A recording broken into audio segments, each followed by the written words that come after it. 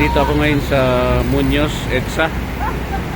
Malapit po sa Walter Mart. Malapit din po sa LRT station. Nasa harap po kami ng Iglesia ni Cristo Church. Yan po.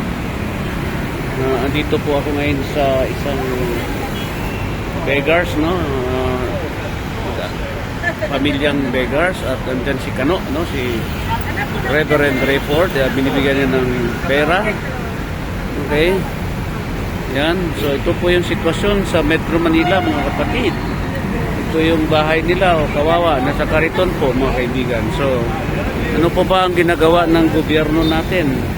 Kitang-kita po to kasi along EDSA po. Ano po ba ang pwede nating gawin dito, no? Nanawagan po ako sa gobyerno natin kung ano pong pwede nilang gawin dito sa mga ganitong klaseng sitwasyon sa bansa natin.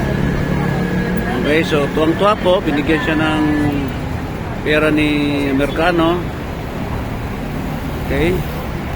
So yan po, mga kapatid. So sir, ma'am, sir, yung ating DSWD o kaya ating sangay ng gobyerno na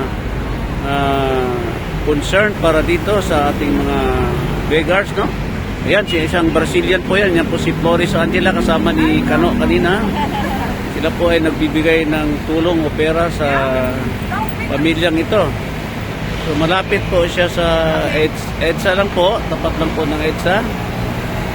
So nanawagan po ako sa DSWD kung ano po ang pwede nating gawin dito sa pamilyang Pulubi, dito po sa Muñoz, EDSA, Quezon City po, mga kaibigan.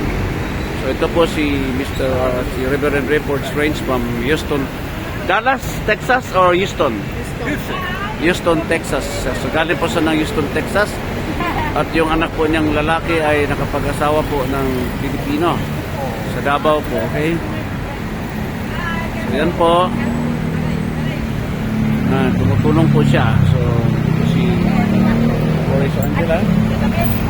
Okay, so ma'am, sir, baka pwede kayong gumawa ng paraan para matulungan itong pulubi na nasa EDSA Muñoz, Quezon City po.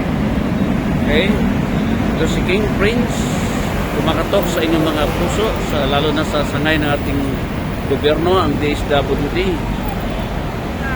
na tulungan ito, ang pamilyang ito. Maraming salamat po. God bless us all. To God be the glory. God is good.